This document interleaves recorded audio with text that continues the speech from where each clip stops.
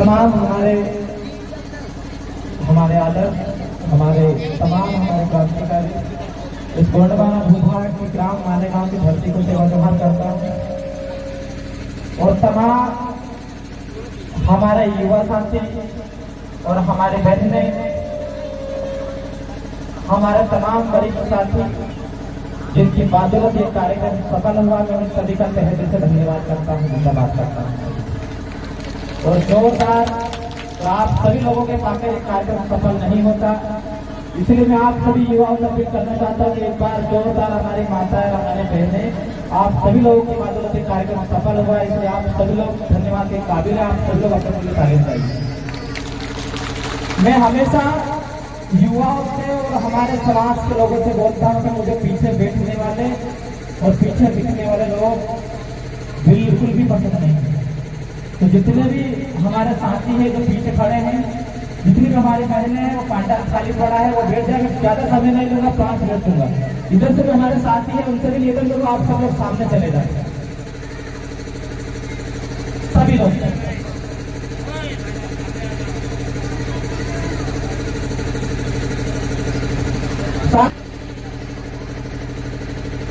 इस कार्यक्रम को फेल करने के लिए और इस कार्यक्रम को असफल करने के लिए मालेगांव से लगा के मकड़ई तक के जो लोग हैं, जो गुलाब टाइप के लोग हैं आदिवासी समाज के, उन लोगों ने तमाम कोशिश की, लेकिन ये कार्यक्रम सफल नहीं हुआ। और जब से उनको पता चला कि सामने को मेरे इस कार्यक्रम में आने वाला है, संजय सा की नींद उड़ गई, उसको रात वापस मुझे नहीं आ रही। मैं विधायक महोदय को कहना चाहता हूं, आप डुप्लीकेट आदिवासी हो, मैं ओरिजिनल आदिवासी, आपकी तरह घोट गया हुआ नहीं हो। इस समाज का बेटा हो, जानने वाले लोग, जानने वाले कोर्ट के लोग नहीं है। आदिवासी समाज का इतिहास रहा है। हम कभी अंग्रेजों के सामने रोकने में टिकट, तुमको बड़ी चीज नहीं मैं बताना चाहता हूँ आप सब लोगों को।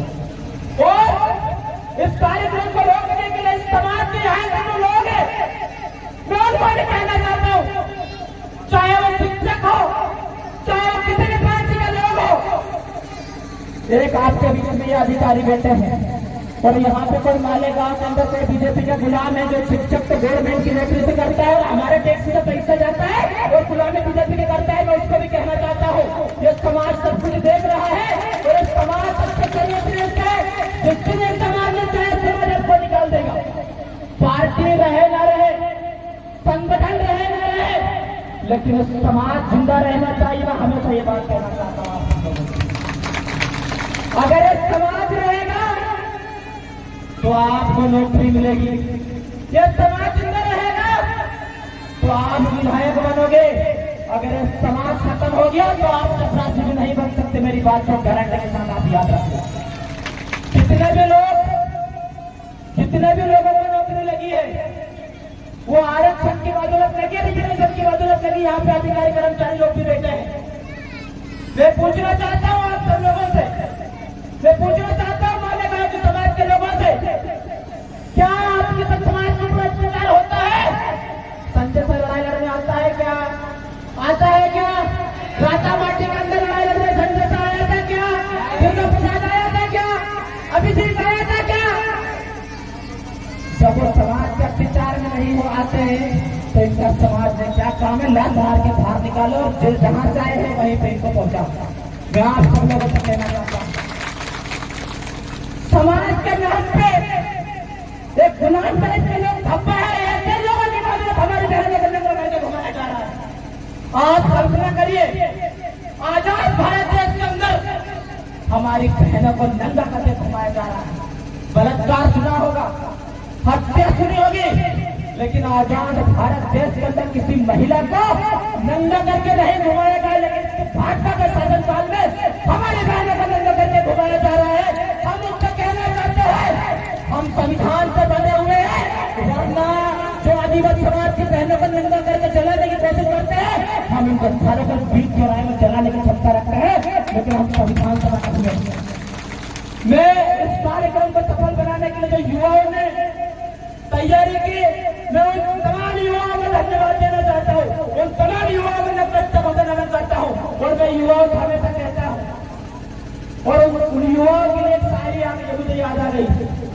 संघर्ष के साए में असली आजादी बनती है, कि संघर्ष के साए में असली आजादी बनती है। जिस ओर जमाना चलती है उस ओर जमाना चलता है, जिस ओर जमाना चलती है उस ओर जमाना चलता है। आपने साबित कर दिया ये ओरिजिनल आदिवासियों का कार्यक्रम है। कायदा में जो कार्यक्रम होने वाला है अगर डुप्लीकेट आदिवासियों का कार्यक्रम है जो बोल रहे हो, असल में समाज की राइट कौन लेगा ये आपको डिसाइड करना है। मैं रातामाटी लोगों की यहाँ पे बैठे होंगे, कायदा के लोग बैठे होंगे, माहौखाल के लोग बैठे होंगे। मैं आप सब लोगों से पूछना चाहता हूँ, 15 साल से भ्रष्ट संजय शाह इस विधानसभा से विधायक है। अरे ठीक तरीके से नेटवर्क तो इस क्षेत्र में पहुंचा देता तब हम तेरे को मानते कि तू विधायक है। वोट आदिवासी समाज को लेकर गुलामी दूसरी पार्टी में करते ये नहीं चलेगा। वोट हमारा है तो राज भी हमारा चलेगा, कहना चाहता हूं समझेगा। और ये जब हम लोग तो इतने सारे ओरिजिनल देने वाले आदिवासी यहाँ पे खाली बैठे हैं, जो खोज गए वो लोग विधायक बन रहे हैं।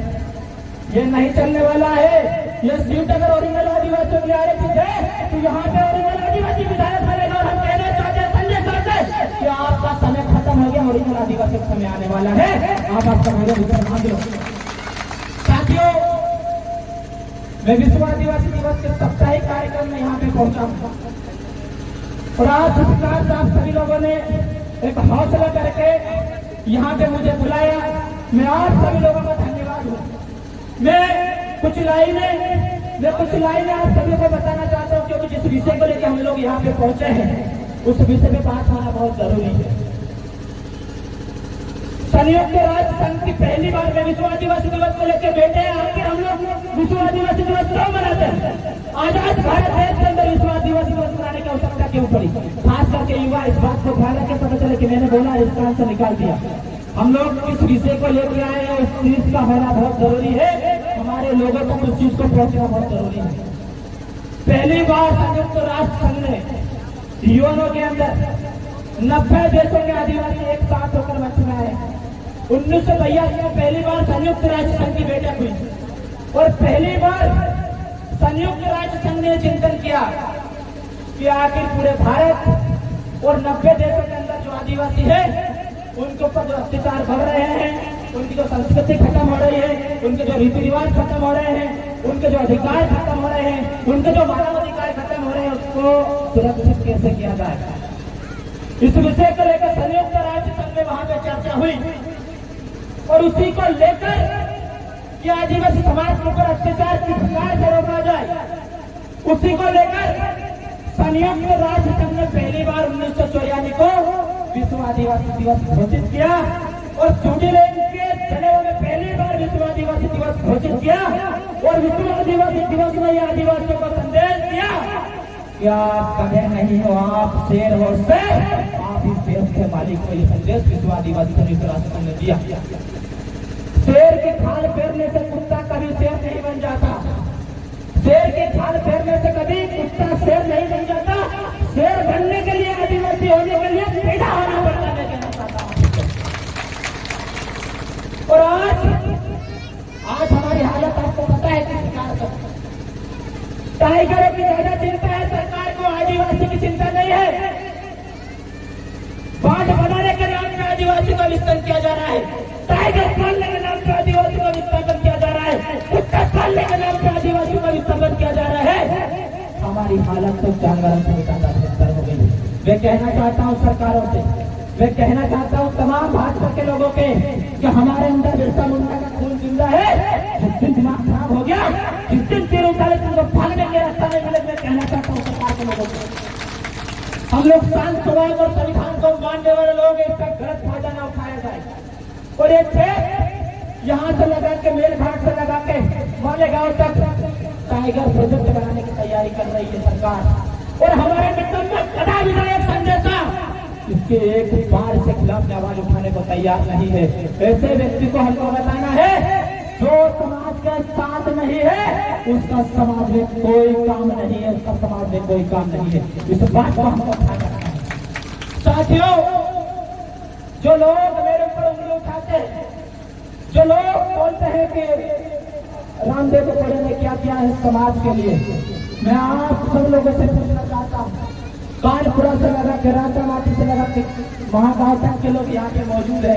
एक नेता मुझे ऐसा बता दो जिसने आम जनता के अंदर में सतत होकर प्यार के समाज के लिए लड़ाई लड़ी हो। लड़ी क्या? लेकिन हमने आजाद भारत देश के अंदर समाज के लिए और दिन तक सतत जंगल में लड़ते रहे, हार नहीं माने और ये साबित किया कि आदिवासी अगर जंग में उतर जाता है तो कोई माई पारा लोग खड़ा नहीं सकता। 100 साल से चले हुई संस्था को 1 घंटे के अंदर हमने राजा संस्था को उखाड़ के फेंक दिया था। ये राजा माटी के लोग यहाँ पे मौजूद है। मैं आप सब लोगों से कहना चाहता हूँ, आप अपने आप को कमजोर मत समझिए। अरे हम लोग कौन से लोग हैं जिन्होंने देश की आजादी के लिए 75% लड़ाई लड़े, जिन्होंने अंगुली भी नहीं कटाई, वो हमें देश का सर्टिफिकेट और देश की आजादी का टिकट बता रहे हैं। अरे भैया, अगर आदिवासी देश की आजादी में अगर शहीद नहीं होते, भगत सिंह जैसे क्रांतिकारी देश में देश की आजादी में शहीद नहीं होते, तो जो आज गलत ज्ञान से ज्ञान बांट रहे हैं यूरोप प्रेस से आए हुए लोग, जो अंग्रेजों को तनकी साफ कर रहे होते, मेरी बात को गारंटी की तरह से याद रख लो। हम लोग तो वो कौन के लोग हैं जिन्होंने सल्तनत जमीन बचाने के लिए कुर्बानियां दी। लाखों आदिवासी देश की आजादी में शहीद हुए, जंगल के लिए शहीद हुए। मैं आप लोगों से पूछना चाहता हूँ, जब बिरसा मुंडा, शंकर रघुनाथ, रेंगा कोरकू इस जमीन के लिए, समाज के लिए मर मिट सकते हैं, तो हम क्यों नहीं मर मिट सकते? मैं युवाओं से पूछना चाहता हूँ, क्यों नहीं मर मिट सकते? बताओ मेरे को। मैं हमेशा युवाओं से कहना चाहता हूँ और बहनों से भी कहना चाहता हूँ, क्या आप लोगों के अंदर भी रानी दुर्गावती का खून है? और रानी दुर्गावती का इतिहास आपने पढ़ा होगा, उन्होंने 3 बार संघर्ष किया मुगलों से, अपने प्राणों के आहुति दे दी समाज के लिए, लेकिन कभी गर्दन नहीं झुकाया दुश्मनों के आगे। आप उसी कौन से रहना है? आप अपने आप को कमजोर क्यों समझती है? मैं मेरे युवाओं से भी कहना चाहता हूँ कि इतना समय आपके पास नहीं बचा है कि कोई नहीं आएगा, कुछ भी कहेगा और कुछ भी नहीं होगा। मैं आप सब लोगों से कहना चाहता हूँ और मैं हमेशा युवाओं से कहता हूँ कि आप इस समाज के भगवान, इस समाज को बचाने के अंतिम पीढ़ी की अंतिम लड़ाई हुई है। इस बात को गार्ड मानते अच्छी तरीके से। मुझे बताइए, अगर यहाँ से टाइगर के नाम पे आपको हटा दिया तो आप कहाँ जाएंगे? मुझे बताइए, कहाँ जाओगे? अरे जानवरों को कोई दूसरे जंगल में छोड़ते हैं तो 2-4 साल पता नहीं चलता उनका। अगर हम लोगों को यहाँ से हटा के कहाँ छोड़ेंगे कोई पता नहीं। क्या आप अपनी जमीन छोड़ने के लिए तैयार है? आधे लोगों के हाथ नहीं उतरे, मतलब आधे लोग तैयार है छोड़ने के लिए। क्या आप अपनी जमीन छोड़ने के लिए तैयार है? जमीन हमारी माँ है और माँ की तरफ किसी नाम उठाने की कोशिश की तो माँ की कोटा निकालने में हम सरकार से क्या मैसेज बताना चाहते हैं? हम लोग जमीन के लिए कुछ भी कर सकते हैं, हमारे गांव को बचाने के लिए कुछ भी कर सकते हैं। अरे मधुमक्खी अपने छत्ते को बचाने के लिए किसी भी आदिवासी से भिड़ सकती है, तो हम तो इंसान है। हम हमारे जमीन को, हमारे गांव को, हमारे टोले को बचाने के लिए क्यों नहीं रह सकते? बताओ। हम लड़ेंगे, आखिरी सांस तक लड़ेंगे और सरकार से भी कहना चाहते हैं, चाहे खून जाके कचरा चले जाए, लेकिन जमीन का एक टुकड़ा नहीं देंगे। इस तरीके के मैं बताना चाहता हूँ सरकार को। मैं युवाओं से भी कहना चाहता हूँ, जिस प्रकार से तुम्हारा परिवार है, जिस प्रकार से तुम्हारा घर है, उसी प्रकार से हमारा समाज और समाज की लड़ाई हमें लड़ना है। समाज के अधिकारों को हमें बचना है। गांडू नेताओं का भरोसा मत रहिए, इनकी हालत तो कुत्ते से बेहतर हो गई है। आप सब जानते हैं इस बात को। ये खुद अपने लिए लड़ना चाहते हैं, हमारे लिए लड़ेंगे। ये संजय शाह जैसे, विजय शाह जैसे, दुर्गा प्रसाद जैसे गुलाम लोग उनके खुद के लिए नहीं लड़ सकते, हमारे लिए। इनसे उम्मीद करना छोड़ो और समाज की दुख दर्द हमारा है, समाज की लड़ाई है, तो समाज की लड़ाई भी हम ही लोग लड़ेंगे। ये युवाओं को प्रण करना है, युवाओं से कहना चाहता हूँ इस मंच के माध्यम से। 23 साल की उम्र है, इस समाज के लिए 11 बार जेल गए हैं। बताना नहीं चाहिए बार बार मंच के माध्यम से, अच्छा नहीं लगता, लेकिन जो लोग बोलते हैं कि तुमने क्या किया है समाज के लिए, उनको बताना चाहता हूँ। 23 साल की उम्र है, 11 बार जेल गए, 32-33 मुकदमे हैं और 1 बार जिला बदल हुए। इसके बावजूद भी समाज के लिए गठन हटाने के लिए आज तैयार है। वही जोश और वही जुनून है। हम समाज को अत्याचार बर्दाश्त नहीं करेंगे किसी भी कंडीशन में, चाहे कितना ही बड़ा व्यक्ति हो, चाहे कितना ही बड़ा गुंडा हो। अभी हमारे अर्चना दीदी के लड़के को कोई धमकी दे रहा था, मालेगांव के युवाओं को कोई धमकी दे रहा था, यहीं का शिक्षक है रहने वाला, नाम बोलूंगा तो नौकरी खतरे पड़ जाएगी। लेकिन मैं कहना चाहता हूं उनसे कि आप गवर्नमेंट सर्वेंट से, आपको हमारे टैक्स के पैसे से, हमारे टैक्स के पैसे से आपको नौकरी में तनख्वाह मिलती है, तो आप पार्टी की गुलामी मत करिए। और आपने बोला है मालेगांव के युवाओं को एफआईआर करवा देंगे, मारेंगे, पीटेंगे। मैं मालेगांव के युवाओं को कहना चाहता हूँ, हम लोग खड़े हैं, पूरी समाज खड़ी है। किसी ने अगर आपको आंख उठाने की भी कोशिश की तो वो हाल करेंगे जिसकी कभी कल्पना भी नहीं की होगी। एक कदम और करेंगे, डरने वाले लोग नहीं है। मैं युवाओं से भी कहना चाहता हूँ, अगर आप समाज के लिए काम कर रहे हो तो डरने की जरूरत नहीं है, कि पूरा समाज आपके साथ खड़ा है। जान दे भी सकते हो, जान ले भी सकते हैं, हम दुश्मनों से कहना चाहते हैं। हमारे हमने का काम ना लिया जाए, हमारी बहनें बेटी है, हमारी अर्चना दीदी की बेटी है, यहाँ पे हमारी बहन सीमा सल्लाम की बेटी है। आप अर्चना दीदी को देखिए, उठा के वो 9 से दाव में लगा कर बहनों को जागरूक कर रही है। आप लोग थोड़ा सीखिए उनसे। मेरी बहन सीमा सल्लाम बेटी है, 10 साल से सतत समाज की बहनों को जगाने के लिए हमेशा आगे रहती है, हमेशा लड़ाई लड़ने के तैयार रहती है। तो ऐसी बहनों को आगे आना पड़ेगा। और मैं एक और बात कहना चाहता हूँ, जिस आंदोलन में, किसी भी आंदोलन में, जिस आंदोलन में महिलाओं का सपोर्ट मिले, वो आंदोलन कभी सफल हो ही नहीं सकता। आपने देखा है रातामाटी के अंदर, जहाँ पे मालेगांव की हमारी बहनें हैं, मालेगांव के युवा यहाँ पे मौजूद है। ये लोग वहाँ पे लठ लेने गए थे, हमारी बहनें लठ लेने गई थी। और बताया राजा साहब के लोगों को, ये समाज ये सिर्फ रातामाटी का मामला नहीं है, ये पूरे क्षेत्र के आदिवासियों का मामला है। अगर एक रातामाटी में आदिवासी को अत्याचार किया तो पूरे क्षेत्र में तो लोग खदेड़ देंगे। ये बात हमारी बहनों ने वहाँ पे साबित की। मैं धन्यवाद देना चाहता हूँ वहाँ के लोगों को और यहाँ के लोगों को, और यहाँ के युवाओं में वो जज्बा है, वो जुनून है कि समाज के लिए लड़ सकते हैं, समाज के लिए मर सकते हैं। मैं धन्यवाद देना चाहता हूँ युवाओं का। वो जो लोग बोलते हैं जिनकी मूछ लूंगी, वो युवा क्या कर सकते हैं, मैं उनको कहना चाहता हूँ, ये युवा थे जिनने 100 साल चली हुई संस्था को 1 घंटे के अंदर उखाड़ के फेंक दिया था। तो मैं धन्यवाद देना चाहता हूँ युवाओं का। हमारे पिता समान बुजुर्गों को भी कहना चाहता हूँ कि आप इन युवाओं को आगे बढ़ाइए। यही तुम्हारे आने वाले समय के आने वाले जंगल की लड़ाई लड़ेंगे। अगर ये लोग गुलाम हो गए तो समाज की लड़ाई लड़ने वाला कोई नहीं है। मैं आप सब लोगों से पूछना चाहता हूँ, आपकी दिल की आत्मा से मुझे बोलना, क्या आपके कभी अत्याचार हुआ था? संजय साहब की लड़ाई लड़ने आया? हमारी बहनों को मणिपुर के अंदर नंगा करके घुमाया, ब्लड करके घुमाया, संजय साहब ने उसका विरोध किया? क्योंकि ये समाज का, आदिवासी समाज का व्यक्ति है ही नहीं, तो उसको हमारे समाज की बहन बेटियों के दर्द से क्या मतलब? इनके संबंध कोई राजपूत से है, कोई नेपाल से है, ये आदिवासी नहीं है भाइयों। मैं कहना चाहता हूँ आप सभी लोगों से, विधानसभा में औरंगजेब ये काम लेने का आदिवासी को बिठाना है, और इस भारतीय नेपाल वाले और बाकी वालों को उखाड़ के यहाँ से फेंकना है। आप कभी ये समाज को हम लोग बचा पाएंगे। साथियों, गंजान से लगा के मोरंगबाद कम से कम 20 से 25 गाँव हमारे विस्थापन हो रहे हैं, हमारे दादा ने बताया है। लेकिन हमने 4 महीने पहले इसकी लड़ाई चालू कर दी है। और जब तक इस शरीर में जान है, जब तक बांध नहीं बंद देंगे, और बांध बांधेगा तो हमारी लाशों को फंसाने का मैं कहना चाहता हूँ यहाँ के लोगों से।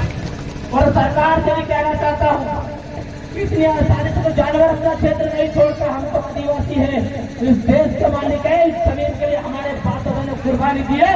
इतनी जमीन को इतनी आसानी से नहीं छोड़ेंगे, चाहे मर जाएंगे, लेकिन जमीन नहीं छोड़ेंगे किसी भी कंडीशन में। यहाँ समय गंभीर है। सरकार ने 2023 में फॉरेस्ट पास कर दिया 16 जुलाई को। अब कोई ग्राम सभा के कोई परमिशन नहीं लेगा, सीधे तुम्हारे जंगल चलेंगे। कोई ग्राम सभा की मीटिंग नहीं होगी, कोई ग्राम सभा का प्रस्ताव नहीं होगा, सीधे तुम्हारे जंगल छीनने का काम किया जाएगा। आपको लगता है कि हमारे समाज की राष्ट्रपति बन गई तो वो हमारी लड़ाई लड़ेगी? बिल्कुल भी मत समझना। ये दुश्मनों की चाल है हमारे जंगल जमीन को छुड़ाने के लिए, ताकि आदिवासियों के माध्यम से आदिवासी का विनाश कर सके। मैं इसलिए आप सब लोगों से कहना चाहता हूँ कि लड़ाई हमारी है, जंगल जमीन की तो हम भी लड़ेंगे, चाहे कुछ भी हो, लेकिन हमारा जंगल जमीन नहीं छोड़ेंगे। इस जंगल जमीन को बचाने के लिए हमारे पूर्वजों ने भी कुर्बानी दी है, हम भी कुर्बानी देने के लिए तैयार हैं। सरकार के लोगों से कहना चाहते हैं, यहाँ पे जितने भी फॉरेस्ट के लोग हैं, शायद सवाल पूछते तो कान से पकड़े खोल के सुन ले। और ये सब सूरत देख के ये ना समझे कि हम लोग को कुछ आता पता नहीं है, जानकारी नहीं रखते। अनुसूचित क्षेत्र में पारंपरिक विधानसभा के अंदर जितना भी नजर आता है उसमें प्रेरणा हर ग्राम सभा और वहां की मंत्री को होता है। यहाँ पे जितने भी लोग हैं, जितने भी फॉरेस्ट के लोग हमारे लोगों की जमीन छुड़ा रहे हैं, सरपंच साहब यहाँ पे मौजूद होंगे शायद, क्या वो लोग ग्राम सभा के परमिशन ले रहे हैं? ले रहे हैं? अरे अगर मनमाना काम कर रहे तो हमारे बातों को जमीन उसका इलाज करो, फॉरेस्ट वाला कभी व्यवस्थित तरीके से। ये लोग लकड़ कटवा के बिछवाते हैं, ये लोग बड़ा बड़ा उद्योगपति कंपनियों के नाम से हजारों एकड़ जमीन छीन लेते हैं, वहां पे कुछ नहीं करते, लेकिन आदिवासी को जमीन का टुकड़ा थोड़ा बहुत छीन लेता है अपने पेट पालन के लिए, तो उनसे तकलीफ होने लगती है। फॉरेस्ट के लोगों से भी कहना चाहता हूँ, हमारी बहन फॉरेस्ट विभाग सही है, लेकिन मैं उनसे माफी चाहता हूँ, लेकिन जो बर्बाद वाला जो आदिवासियों को चार्ज किया जाता है वो हम किसी कंडीशन में बर्दाश्त नहीं करेंगे। फॉरेस्ट से लगातार डीओ पर सबको मैं कहना चाहता हूँ, अगर आदिवासी क्षेत्र में अगर हमारे लोगों जो जीवन यापन कर रहे फॉरेस्ट की जमीन पे, चाहे हमारी जमीन पे, फॉरेस्ट की तो है नहीं, हमारी जमीन पे अगर कोई गीत गा दे, कोई नाच गा दे, कोई डिफरेंस अगर परेशान किया था उसको दिन में सारे निकल देने बताना चाहता हूँ। हमारे सारे काम नहीं होता है। यह आदिवासी क्षेत्र है और यहाँ पे अगर आप गाँव में भी घुसेगे तो ग्राम सभा से आपको परमिशन लेनी पड़ेगी। आप मनमाना काम नहीं कर सकते। सुप्रीम कोर्ट की गाइडलाइन है 2011 की कि आदिवासी इस देश का मालिक है और सब जमीन जंगल पहला अधिकार आदिवासी का है। जंगल जमीन में पहला हमारा अधिकार है। फॉरेस्ट वाले कहाँ से आ गए भाई? और फॉरेस्ट वाले आए हैं तो बड़े बड़े पटेलों को घर में जाके देखिए, जो जंगल काट रहे हैं, जो कंपनियां बना रहे हैं, जो बांध बना रहे हैं, तो जो पता नहीं क्या कर रहे हैं, उनके सामने आपको बोलने की हिम्मत नहीं है। लेकिन आदिवासी समाज के लोग थोड़ा बहुत पेट पालने के लिए जमीन का टुकड़ा तोड़ लेते हैं, आपको तकलीफ होने लगती है। मैं युवाओं से कहना चाहता हूँ, पारंपरिक ग्राम सभा को मजबूत करिए, वन समिति को मजबूत करिए। हमारे फॉरेस्ट विभाग की बहन बेटी है, रूल्स हमने भी पढ़ा है। कुछ लोग बोलते हैं अधिकारी मंच में बोलेंगे तो उनको सस्पेंड कर देंगे। आर्टिकल 19 हमको बोलने और लिखने की आजादी देता है, कानून में समझना संविधान हम भी करते हैं। फॉरेस्ट वाले बीजेपी के लोगों के बोल रहे और लिखने और समाज के लिए काम करने के लिए हमारा ये मौलिक अधिकार है और आज उसको नहीं छीन सकते। आप संविधान को नहीं बदल सकते, आप संविधान को चेंज नहीं कर सकते। ये बात मैं फॉरेस्ट वाले से लगा के, तमाम सरकारी गवर्नमेंट अधिकारी से लगा के, तमाम बीजेपी के लोगों को कहना चाहता हूँ, साथियों आप सभी लोगों ने काफी देर तक सुना। मैं आप सभी लोगों का धन्यवाद देना चाहता हूँ। आपने मुझे मुख्य अतिथि के तौर पर बुलाया, मैं आप सभी लोगों का धन्यवाद देना चाहता हूँ। लेकिन मैं युवाओं से खास करके एक बात कहता हूँ कि 100 दिन भेड़ बकरियों की जिंदगी जीने से बेहतर है एक दिन शेर कर दिया जाए। तो 100 दिन भेड़ बकरियों की जिंदगी जीने से बेहतर है एक दिन शेर कर दिया जाए। और मैं भी वही कर रहा हूँ। जिंदगी जीने के लिए जरूर नहीं कि 100 साल जरूरी हो, एक दिन में ऐसा काम कर दो पीढ़ी पीढ़ी को 100 साल तक याद रखे, 100 साल तक उसको याद रखे। मैं भी वही करने जा रहा हूँ, हम भी वही कर रहे हैं कि जब हमारे पूर्वज समाज के लिए गर्दन कटा सकते हैं तो हम भी गर्दन कटाने के लिए तैयार है। लेकिन ये नामर्द वाली जिंदगी हम नहीं जिएंगे, चाहे एक दिन समाज के लिए जिएंगे और समाज को अन्याय बिल्कुल ही बर्दाश्त नहीं करेंगे। किसी भी कंडीशन हम लोग ये कहना चाहते हैं लोगों को। साथियों, हमारी बहनें बेटी है, हमारे युवा साथी बैठे हैं, मैं आप सभी लोगों का धन्यवाद देना चाहता हूँ।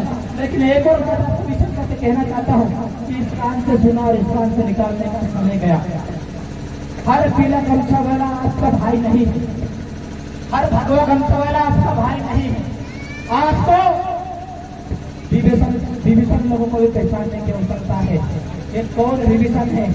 रावण को किसी को खत्म करने की औकात थी क्या? ठीक है, मैं पूछना चाहता हूँ आप सब लोगों से, किसी की नहीं थी। लेकिन विभीषण जैसे लोगों की बदौलत रावण का साम्राज्य खत्म हुआ है।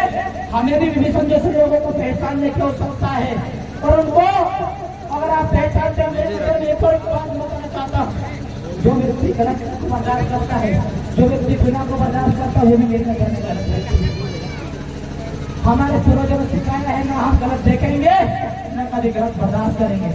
सभी को बहुत बहुत धन्यवाद, जिंदाबाद, लड़ेंगे। मुझे एक शेर याद आया, मैं काफी में लिखा हूँ, मैं आप सब लोगों के सामने इसको बोलूंगा, इसके बाद में मेरी वाली को विराम दूंगा। अभी हम लोग मुझे पूरा विश्वास है युवाओं के ऊपर, हमारे बहनों के ऊपर, कि जब भी शायद अगली बार मानेगा और कार्यक्रमों में जितना पूरा पंडाल महिलाओं से भरे हुए होना चाहिए और हमारे युवा साइड से पूरा ग्राउंड भरा हुआ होना चाहिए कि नहीं होना चाहिए? ये तो अगले बार कार्यक्रम में नहीं होगा। मैं आप लोगों से कहना चाहता हूँ, इस गांव में मुझे बताया गया कि 1000 जनसंख्या आदिवासियों की है। हमारी महिलाएं वो घर के अंदर से घुस के देख रही है। यहाँ पे दर्द होता है, यहाँ पे कि जब हमारी बहनों को मंगल करके घुमाया जाता है, कोई लड़ाई नहीं रहता। आपकी बहनों को मंगल करके घुमाया जा रहा है, आप बढ़िया वहां से सुन रहे हैं, देख रहे हो। क्या आप अपनी बारी का इंतजार कर रहे हो? क्या मैं हमारी बहनों से पूछना चाहता हूँ, क्या आप अपनी बारी का इंतजार कर रहे हो क्या? और अगर नहीं कर रहे हो तो अन्याय अत्याचार करने वाले के खिलाफ लड़ाई लड़ो और बता दो हमारे अंदर भी जो गवर्नर का खून है सब लोग मुगलों से लड़ सकते हैं, हम भी लड़ सकते हैं हमारे समाज की बहन बेटियों के लिए। ये आपको साबित करना पड़ेगा। आपको चोरी करने के लिए नहीं बनाया गया है, आपको मजदूरी करने के लिए नहीं बनाया गया है। आपको उतना ही अधिकार है जितना हमको। तो आप अपनी ताकत को पहचानिए। जब एक महिला राष्ट्रपति बन सकती है, एक महिला प्रधानमंत्री बन सकती है, जब प्रधानमंत्री बन के राष्ट्रपति बन के जब महिला देश चला सकती है, तो क्या हम लोग घर साथ नहीं लड़ सकते? लड़ सकते हैं। तो मैं मेरी महिला खास कहना चाहता हूँ, आप सब लोग अपने आप को कमजोर ना समझे।